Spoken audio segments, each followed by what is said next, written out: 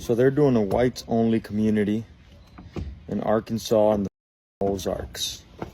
A whites only community in Arkansas. This is where we're at in America today. Like, what the do you mean you don't want to be around people that look like me? Us brown people are cool as hell. Positive vibes, good food, beautiful people.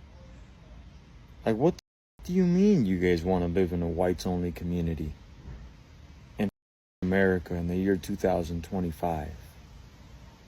What had to happen in your childhood or growing up that as adults you guys decided that you guys want to live in a whites only community? Doesn't that sound stupid? How racist do you have to be to want to live in a whites only community?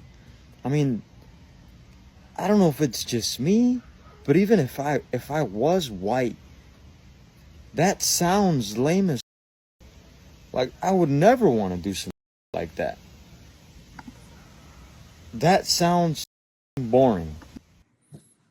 Which is disrespectful in itself, because that's almost like saying, why would a Mexican want to live in a Mexican only community? Because it sounds boring. Or why would black people only want to live in a black only community? Because it sounds ghetto, right?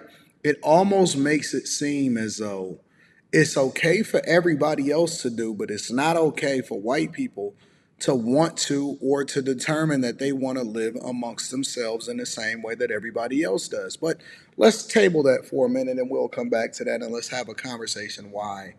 A lot of times, and I can understand it, right? Because again, I look at things and the way that I evaluate how I should live my life is based off of whether or not I would want to be treated the same way. So, for example, if a bunch of other people, and this is one of the reasons why I think it's so dumb and it's so stupid for people to try to segregate themselves, right?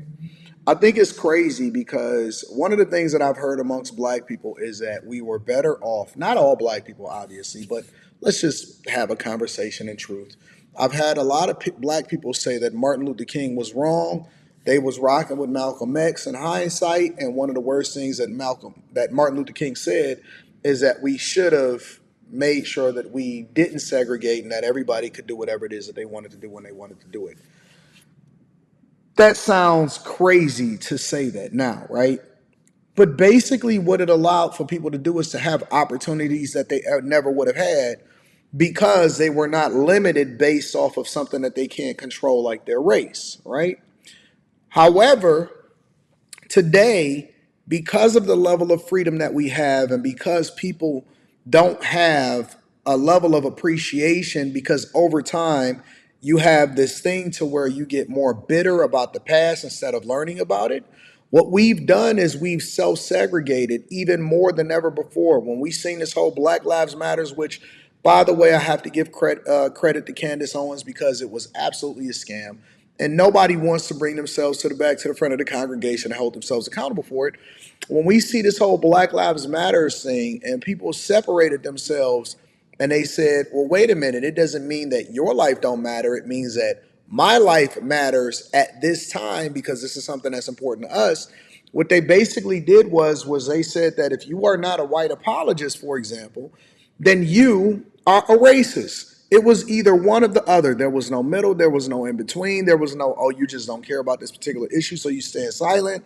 Anybody that was a white person at the time was considered hateful if they did not join in on this whole march, right? It's the same thing when it came to being a Republican. You couldn't just be a Republican and you can see the values or whatever it is that was happening in the culture and society. If you voted Republican and you were a white person, you were absolutely considered a racist. You were fascist, racist, all of this stuff. I mean, it was just so overblown, right? And so what I've witnessed personally in my lifetime is that the heterosexual white male, if you homosexual, then you can be a part of the liberal party. If you're a white apologist, you can. If you will sympathize with other people, that you can. if you stood with illegal migrants coming into this country and taking our tax dollars that you can. But if you were a white heterosexual male, you then became, by default, not because they all did something in mass, not because they was a threat to society, by default, men in general that were heterosexual became the enemy of the United States of America, of everybody. But white heterosexual men were even worse. They were public enemy number one. They were the blueprint. They were the faces. They were the prototype of everything wrong with America in everybody's eyes that were running in the Victim Olympics, or who wanted to have a gripe because of their self-inflicted wounds and bad decisions that they made. They became the they in the system that did something to you. So if you wanted to say they all against us, or the man is against us, that prototype was the white American male. So now, if you push them into a corner so much to where they can't say anything about it on social media, they can't be vocal, they became public enemy number one. And anybody that was a liberal at that time, they used it, and then they used Donald Trump as a face of it. Then what happened was they said, all right, so if we can't do anything, if we can't move into a neighborhood without you saying that we're gentrifying it, but we're actually just trying to find some place to live, if we can't be poor, and if we poor, then you say that poor white American people are the ones that voted for Trump because we can't love our country, we can't wear the flag, we can't do any of that stuff, right? None of them was actually born at the time that racism really existed and there was plantations and slavery, but it's your fault. And we're going to take y'all wealth and we're going to do all of that, and you can't become successful or you're the enemy, right? At some point, they say, okay, well, listen, we don't want to bother anybody else. We not trying to stop nobody else's motion.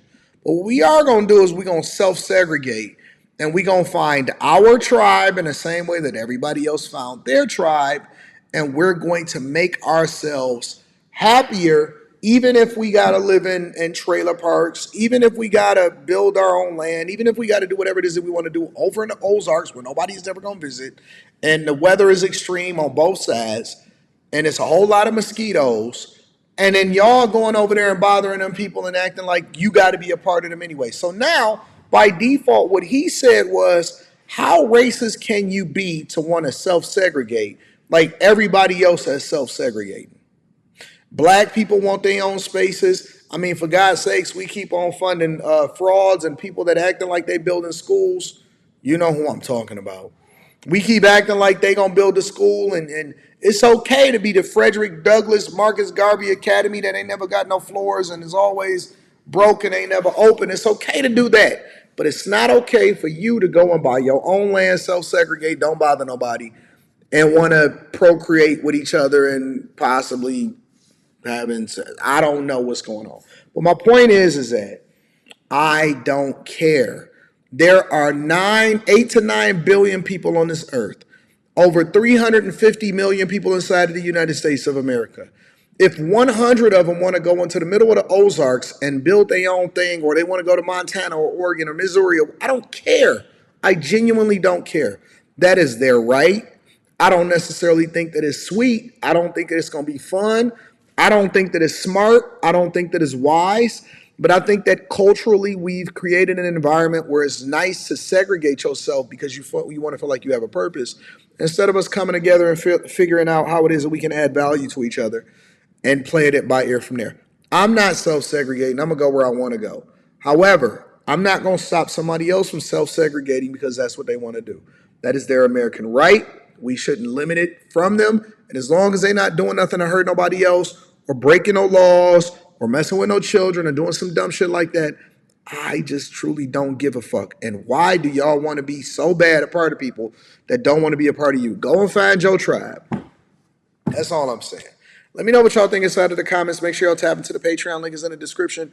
T10 40% off your first order, 20% off for life. I love y'all. I appreciate y'all. I want to know what y'all think inside of the comments, and why do people want to be so bad a part of something or break up something that somebody else got going on and ain't got nothing to do with you?